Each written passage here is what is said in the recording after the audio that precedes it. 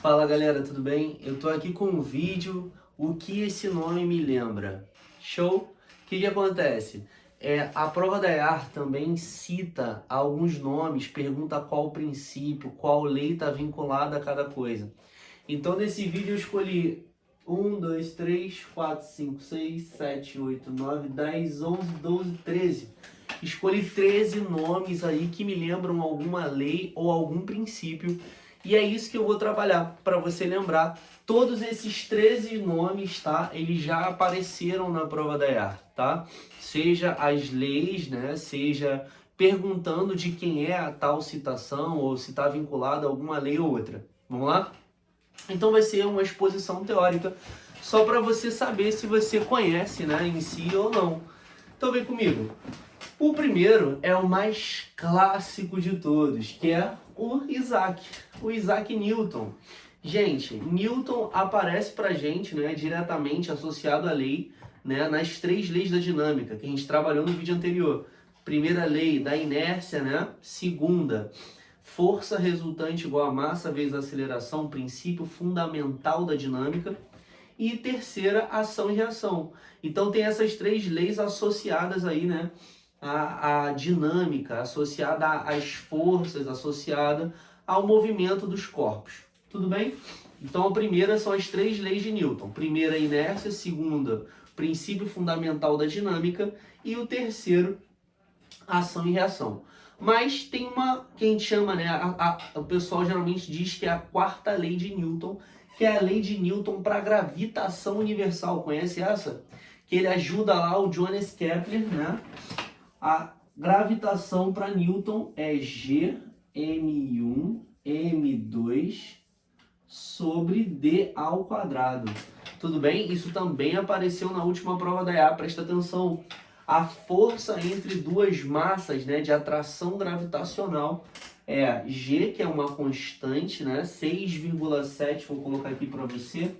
Essa constante aí, né, quando quer te ajudar, 6,67 vezes 10 a menos 11, Newton vezes metro quadrado por quilograma ao quadrado, beleza? Então, quando a prova quer te ajudar, bota 6,7. Quando quer te ajudar muito, coloca 7 vezes 10 a menos 11, tá bom? Então essa força de gravitação, essa força de atração entre massas, depende de uma constante, M1 e M2, que são as massas dos corpos, e D a distância. Gostaria que você lembrasse que força e distância são inversamente proporcionais. Na verdade, deixa eu corrigir, inversamente, quadraticamente proporcionais. O que significa? Vamos lá, os pontos, né? Dobrar a distância é dividir, ó, multiplicar a distância é dividir a força. Só que o que eu faço com a distância, ó, olha o passo. O que aconteceu com a distância? Multipliquei ou dividi, beleza? Multipliquei por 2, multipliquei por 3, multipliquei por 4. Ou dividi por 2, por 3 e por 4. O que acontecer com a distância, eu vou inverter a operação, ou seja, se eu multipliquei a distância, eu vou dividir a força. E se eu dividir a distância, eu vou multiplicar a força. Só que eu vou fazer o que aconteceu com a distância, eu vou inverter e elevar ao quadrado para a força. Vem comigo. Se a distância dobrar, a força, ó, se eu multipliquei a distância por 2, a força vai ficar dividido por 4. Beleza?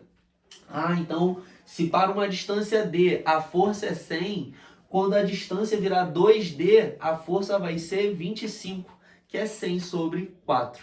Então, multiplicar a distância por 2 é dividir a força gravitacional por 4. Multiplicar a distância por 3 é dividir a força gravitacional por 9. Multiplicar a distância por 4 é dividir a força gravitacional por 16. Dá pra gente ficar aqui o dia todo. Você entendeu o raciocínio? Se eu dividir a distância agora, dividir por 2, aí eu multiplico a força por 4. Se eu dividir a distância caiu a terça parte, foi dividida por 3, multiplico a força por 9. Então, força e distância, a força é inversamente, quadraticamente proporcional à distância. Isso é importante. Assim como para as massas, né? É diretamente proporcional às massas. Se eu aumento as massas, se eu multiplicar as massas, eu vou estar multiplicando diretamente a força. Show? Então essa é a análise, tem até um gráfico bonitinho. É a mesma análise que a gente faz para a lei de Coulomb. Tranquilinho? Próximo. O próximo que eu separei aqui é o Johannes Kepler, né? Que nós falamos dele no último vídeo. Deixa eu apagar isso aqui. Nós falamos dele no último vídeo, deixa eu apagar o Newton, né? Já falei o que eu queria falar sobre Newton. Kepler tem 3 leis, né? Que é a lei das órbitas, lei das áreas e lei dos períodos. Não esquece as leis de Kepler, né? Idealizada aí para corpos, né? Orbitando uma estrela ou orbitando aí um corpo central, vamos dizer assim, né? Aí tem a lei das órbitas, a lei das áreas e a lei dos períodos que nós falamos no último vídeo. É importante, assiste o último vídeo para você ver, né? Eu falo melhor, faço desenhozinho, falo das equações que a gente tem para Johannes Kepler. Caiu na última prova da IA, dá uma olhada, vale muito a pena ver. Então passei voando em Kepler porque a gente já citou. Segundo, a gente vai falar aqui de 3, dá até para falar de um quarto nome da hidrostática. Quando a gente fala de hidrostática, gente, hidrostática, a gente tem 4 nomes que você precisa saber. A gente precisa saber de Stevin, Pascal, Arquimedes e Torricelli. Esqueci de falar do Torricelli. O Torricelli fez a experiência do barômetro de mercúrio. Então, se tiver falando, barômetro de mercúrio, né? Aquela relação de 760 milímetros de mercúrio fazem, né? Exercem uma pressão de 1 atm, né? De 1 atmosfera. Essa experiência do barômetro de mercúrio foi feita por Torricelli, anota isso, beleza? E Stevin eu já trabalhei também no último vídeo na física. A gente tem 3 coisas. A primeira parte, na física é tudo 3, né? No outro vídeo que fizemos. Stevin a gente vai associar 3 coisas. Nós vamos associar pontos isóbaros, Stevin, pontos isóbaros. Vamos associar a vasos comunicantes e vamos associar a pressão hidrostática, né? DGH, que a pressão vai depender da profundidade. Então, Stevin, vasos comunicantes, pontos isóbaros e pressão hidrostática. Show? Então, só fazendo bate-volta. Se ele falar lá de barômetro de mercúrio, experiência do mercúrio, que 760 milímetros de mercúrio exercem a mesma pressão que a atmosfera, essa experiência foi feita por Torricelli. Anota isso. E Stevin, a gente vai falar de pontos isóbaros, na mesma referência, mesma pressão. Pressão hidrostática, que é DGH, que a pressão vai depender da densidade do líquido, da gravidade, da profundidade. E vasos comunicantes, que a gente trabalhou lá que tem aqueles tubinhos, né? Aquele tubo em forma de U. E aí a gente coloca líquidos immiscíveis ali e calcula a relação de densidade por coluna. Tá no vídeo lá, na primeira parte Na Física é Tudo 3. Então já falei de Stevin e já falei de Torricelli, né? Pascal eu acho interessante lembrar, né? Que Pascal é prensa hidráulica, né? Quando fala lá de prensa hidráulica, macaco hidráulico, elevador hidráulico, princípio de Pascal. Quando a gente fala de Pascal, a gente pega aquela equaçãozinha, né? Que F1 sobre área 1 é F2 sobre área 2, né? Aí coloca um fluido, faz uma força num êmbolo pequeno, vou transmitir para o outro êmbolo, né? Uma pressão exatamente igual, né? Ou seja, quando um líquido ele sofre uma pressão num ponto, um fluido sofre uma pressão num ponto, essa pressão é transmitida, né, diretamente para todos os outros pontos, né? Então, F1 sobre área 1 igual a F2 sobre área 2. Então, quando eu falar de Pascal, você vai lembrar de prensa hidráulica. Toda vez que fala prensa hidráulica, a gente associa a Pascal. Tranquilo? Próximo nome que eu escolhi é o Arquimedes. Aquela historinha lá do Eureka, que trabalhava com o rei e tal, não sei o quê. Professor Emerson, citação dele, né? Sabe essa história melhor do que eu. Mas Arquimedes, a gente vai associar, tem alavancas, né? Mas nunca foi associado diretamente o nome dele a alavancas. É o idealizador, né, daquela frase: dê-me uma alavanca e um ponto de apoio e eu vou mover e eu moverei o mundo, né? Mas Arquimedes a gente associa a empuxo, a força que um líquido exerce sobre você. Então, empuxo. toda vez que você está imerso lá num líquido, densidade do líquido, volume submerso, gravidade. Então Arquimedes fala de empuxo, tranquilo? Vai depender da densidade do líquido, do volume submerso e da gravidade. Preste atenção no seguinte, se o corpo flutua com parte dele do lado de fora, assim ó, se o corpo flutua metade submerso e outra parte do lado de fora, a gente já pode afirmar que a densidade do líquido é maior do que a densidade do corpo, beleza? Se o corpo flutua totalmente submerso, assim ó, tá flutuando, só tem peso e empuxo nos dois casos, mas aqui você já pode dizer que a densidade do corpo é igual à densidade do líquido. Show? Agora, se o corpo vai direto para o fundo, se você colocou o corpo dentro do líquido, ele foi direto para o fundo, e aí ele toca lá no fundo do recipiente, aí nesse caso, né, se ele foi lá direto para o fundo, você já sabe que para cima eu teria força normal, eu teria empuxo e peso para baixo. Mas, tirando essa análise, se o corpo vai direitinho para o fundo, a gente sabe que a densidade do corpo é maior do que a densidade do líquido. Então, falou de Arquimedes, você lembra de empuxo, que o empuxo depende da densidade do líquido, depende do volume submerso ou volume deslocado. Observação, volume submerso faz referência ao corpo, que está dentro, que está submerso. E volume deslocado faz referência ao líquido, é a mesma coisa. Tá? O volume faz referência, né? Perdão, o volume deslocado, né, é referente ao líquido que está sendo deslocado para equilibrar, né, com o empuxo em si. Tudo bem? Para equilibrar com o peso, né, perdão. Tranquilo?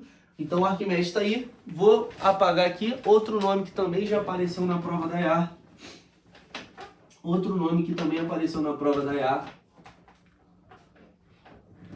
é Clausius, né? Clausius, Kelvin e Carnot já citei. Clausius é aquela frasezinha, na natureza, né? É um processo espontâneo, natural. O calor flui espontaneamente, normalmente, do corpo de maior temperatura para o de menor temperatura. Isso aqui, ó, esses três nomes estão associados à segunda lei da termodinâmica. Então, Clausius, o calor flui espontaneamente do corpo de maior temperatura para o de menor temperatura, até que se atinja o equilíbrio térmico. Show?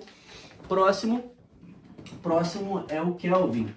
Kelvin fala que é impossível, né, atribuído a ele essa citação, é impossível criar uma máquina térmica operando em ciclos que converta integralmente calor em trabalho. Eu falei também naquele vídeo que tudo igual a 3, né? Na física tudo é 3.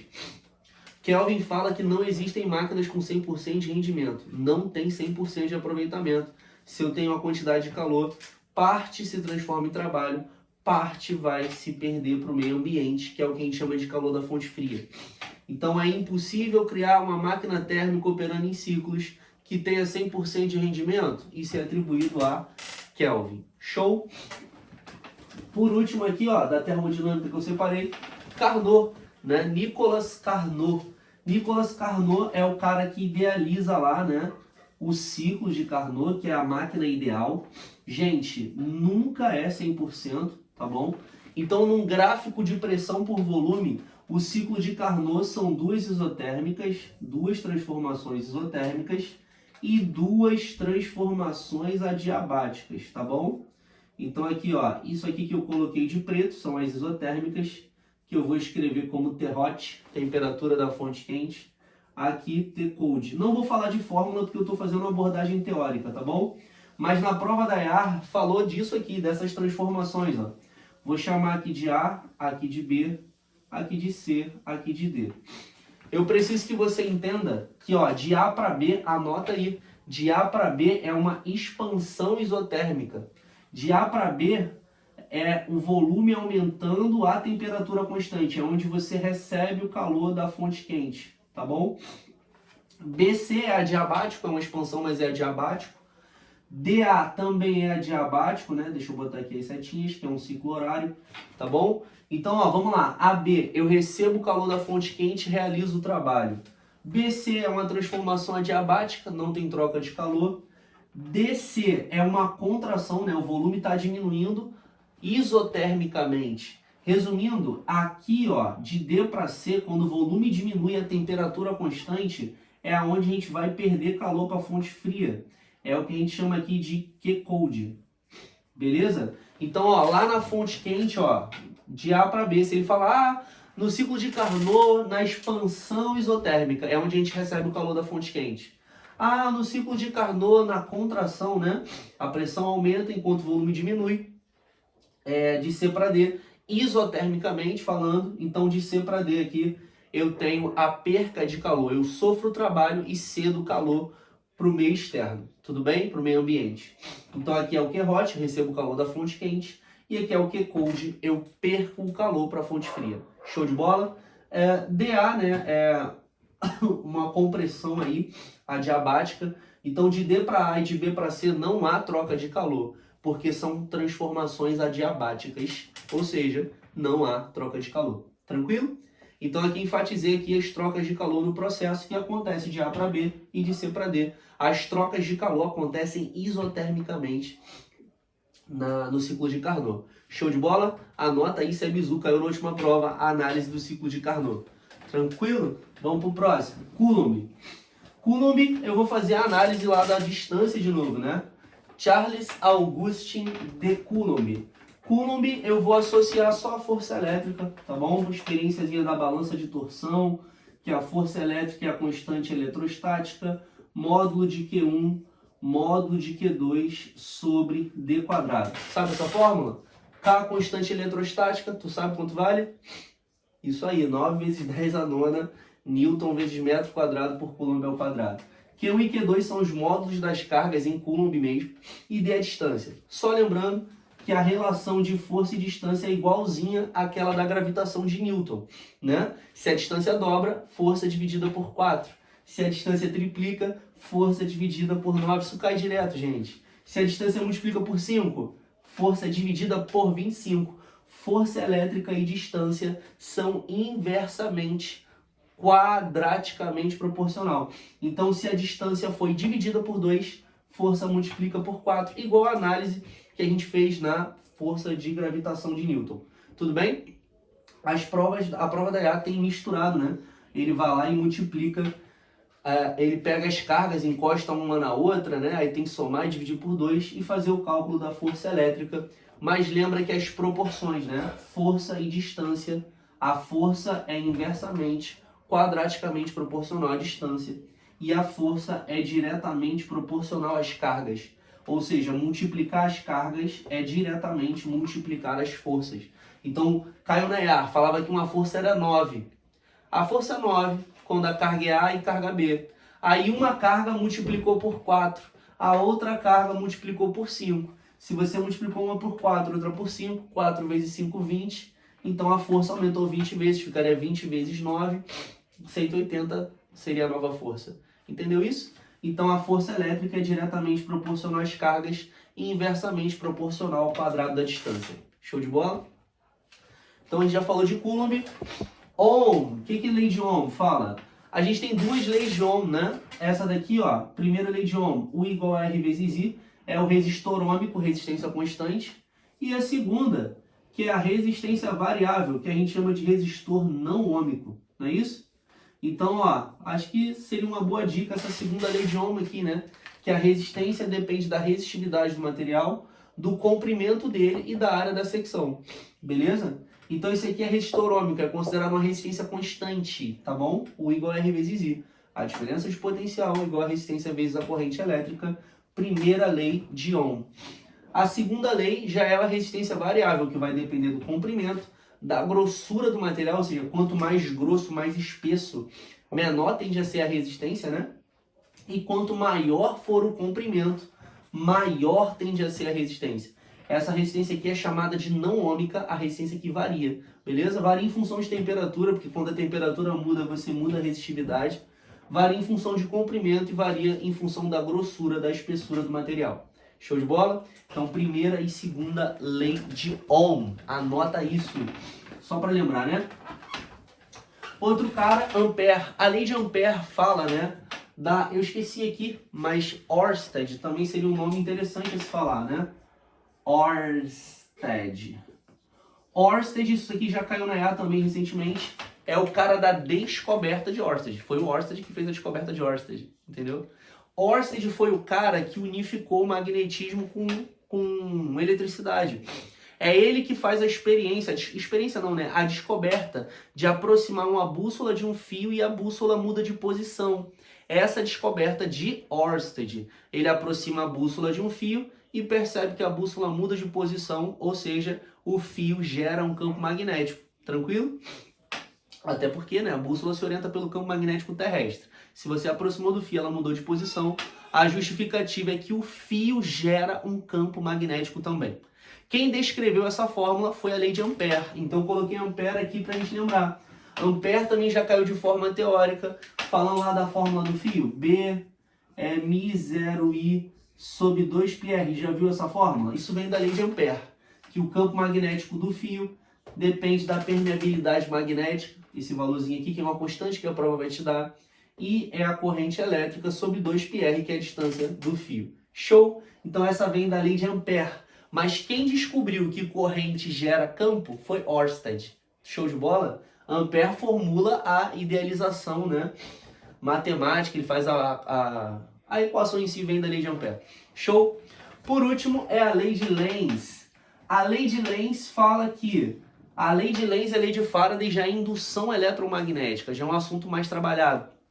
A lei de Lenz fala do seguinte, que quando você aproxima, né, quando há um movimento relativo entre um ímã e uma espira, ou um solenoide, ou uma bobina, né, quando você aproxima o fio, aproxima a espira, o ímã da espira, né, ou eu afasto, sempre que eu aproximo ou eu afasto, vai surgir na espira uma corrente induzida que sempre se opõe à variação do fluxo magnético indutor. Eu sei, é muita informação, mas a definição é essa. A lei de Lenz. Ao sujeitar uma espira a uma variação de fluxo magnético, surge na espira uma corrente induzida. Se vai ter uma corrente induzida na espira, essa corrente induzida gera um campo magnético induzido. A palavra-chave é você entender que a corrente induzida na espira, o campo magnético induzido na espira, olha a palavra-chave, sempre se opõe à variação do fluxo indutor. É aquele bisuzinho de que a espira é sempre do contra. Se você tentar se aproximar dela, ela vai se polarizar para te repelir. Se você tentar se afastar, ela vai se polarizar para te atrair. Tudo bem? Então vale na lei de Lenz a gente lembrar do bizu, ó, aproxima. Se eu colocar aqui aproxima, presta atenção, aproxima aqui com o polo norte, ó, aproximo da espira com o polo norte, tá vendo, ó? Eles estão se aproximando. Sabe o que vai acontecer? Essa espira vai se polarizar com o polo norte. Aí tu desenha um N para saber o sentido da corrente. Olha que legal. Para que isso? Porque a espira, segundo a lei de Lenz, o que é induzido nela é uma corrente induzida e consequentemente, se tem corrente, um campo induzido que sempre se opõe à variação do fluxo indutor, que é o fluxo gerado pelo ímã. Então, se você tentar se aproximar, ela se polariza para te repelir. Se você tentar se afastar, ela se polariza para te atrair. Então, se eu pego esse mesmo ímã e eu afasto, ó, afasta. Se eu afasto, vou pegar e afastar com o polo norte, hein, ó, norte e sul. Se eu tentar afastar, sabe o que vai acontecer na espira? Ó, se eu tentar afastar, vai se polarizar com o polo sul, né? Nossa noção aí básica de corrente alternada. Eu aproximo com o norte e afasto com o norte. O que acontece na espira, né? Sempre se opor à variação. Então, se você tentar se aproximar, ela se polariza com o norte. Para quê? Para tentar te repelir. Show? Ah, Elias, mas se eu inverter, se eu tentar aproximar com o sul? Se você tentar aproximar com o sul, ela vai gerar um polo sul para te repelir. Ela é sempre do contra, não é isso? Então, se você tentar aproximar com o sul, ela vai gerar um S, né, para tentar repelir o sul. Se você tentar aproximar com o norte, ela gera um norte para tentar repelir o norte. Tudo bem? Ah, Elias, mas agora eu quero afastar. Lembra que ela é sempre do contra. Se você quer afastar, ela, ó, aqui é um norte, né? Ela se opõe à variação. Então, se você tenta diminuir, ela vai tentar te aumentar, vai tentar te trazer de volta. Então, se você afasta com o norte, ela gera um sul para tentar te atrair, ok? E se você afastar com o sul, ela vai gerar um norte para tentar te atrair também. Show de bola? Isso vai servir, se isso cair, vai ser uma questão para você definir o sentido da corrente em si bonitinho. Tudo bem? Indução também é um assunto recente da prova da EAR. Show de bola? E para encerrar, para terminar o vídeo, a lei de Faraday-Newman. A lei de Faraday já é a explanação matemática da lei de Lenz, que a DDP induzida é menos a variação do fluxo no tempo. Presta atenção, gente. Só vai ter indução, tanto na lei de Lenz quanto na lei de Faraday, se o fluxo magnético mudar. Ó, aí na prova da EA caiu um gráfico de fluxo no tempo. Aí o fluxo subia, depois ficava constante e depois diminuía. Aonde não tem indução? Não tem indução quando o fluxo fica constante, gente. Se o fluxo é constante, não tem força eletromotriz induzida. Não tem força eletromotriz induzida, não tem corrente, não tem campo induzido, não tem indução. Porque para que aconteça a indução, é necessário variação de fluxo. Elias, quando que eu vou ter variação de fluxo? Vale lembrar que fluxo magnético é BA cosseno. Então eu posso mudar os valores de B, eu posso mudar o valor de B e mudar o fluxo, eu posso mudar os valores da área e mudar o fluxo, e eu posso simplesmente girar a espira, fazendo, né, com que o ângulo entre a normal e o campo mude. Então as maneiras que tem de se variar o fluxo é mudando o valor do B. Como é que muda? Aproximando e afastando de um ímã. Mudando a área, eu posso aumentar a área da espira ou diminuir, ou simplesmente pegar a espira e rotacioná-la. Todos esses meios aí seriam meios de mudar o fluxo. Então só vai ter indução quando o fluxo muda. Show? Espero que você tenha curtido esse vídeo, compartilhe com seu amigo. Até o próximo. Valeu!